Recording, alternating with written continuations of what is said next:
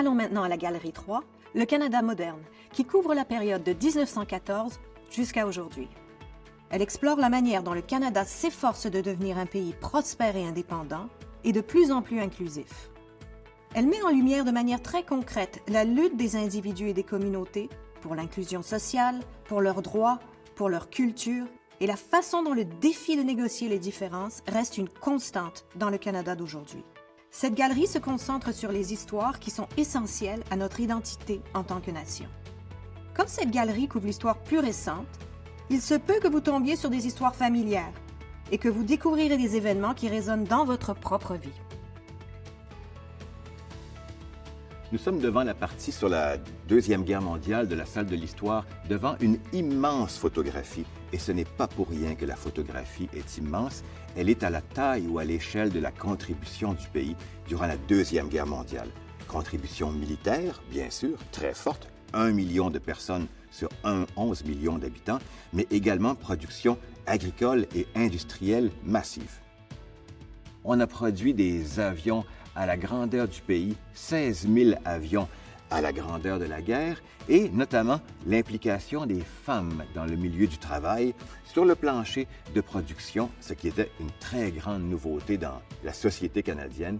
Et dans un petit coin ici, assez révélateur, on a la photo d'un couple d'ouvriers, Jock et Nora, et leur humble boîte à lunch, leur thermos, leurs lunettes de protection. C'est un peu pour représenter que l'effort de guerre du Canada, c'était aussi des hommes et des femmes par millions, comme ce couple-là. Nous sommes dans la partie consacrée aux années 60 au Canada. Les années 60 ont été une décennie tumultueuse d'agitation, de progrès, d'espoir, de contestation au Canada et partout. Et ça s'est joué notamment sur le terrain de l'identité nationale, comme on le verra avec l'histoire du drapeau.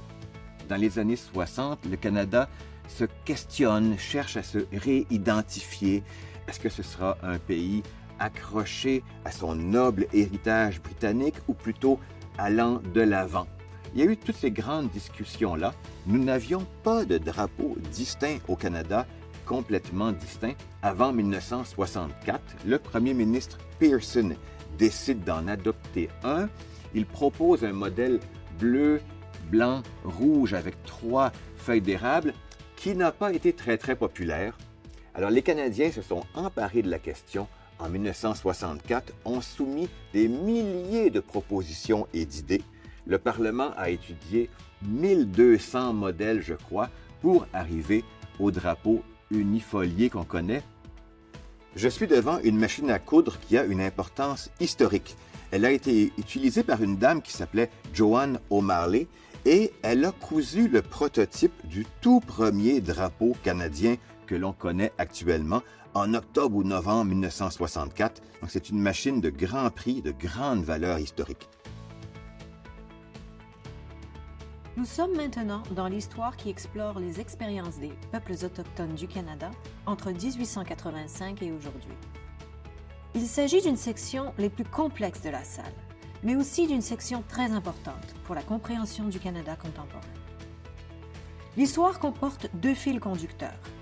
Le premier fil montre comment la politique fédérale à l'égard des peuples autochtones était axée sur 2 objectifs principaux. D'abord, obtenir l'accès à leurs terres et à leurs ressources. Ensuite, réduire le nombre d'obligations juridiques et historiques, y compris les droits issus de traités, que le gouvernement avait envers eux. Le deuxième fil révèle comment les peuples autochtones ont répondu à ces menaces, notamment par la résistance, l'affirmation culturelle et l'autodétermination, et ce faisant, ont défié et changé le Canada. En 2015, la famille Al-Khalaf, une mère et ses 3 enfants, fuient la guerre en Syrie et l'État islamique. Ils sont des réfugiés. Au Canada, il y a le groupe de parrainage de Peterborough qui se prépare à leur arrivée. Parmi eux, Fong Tran.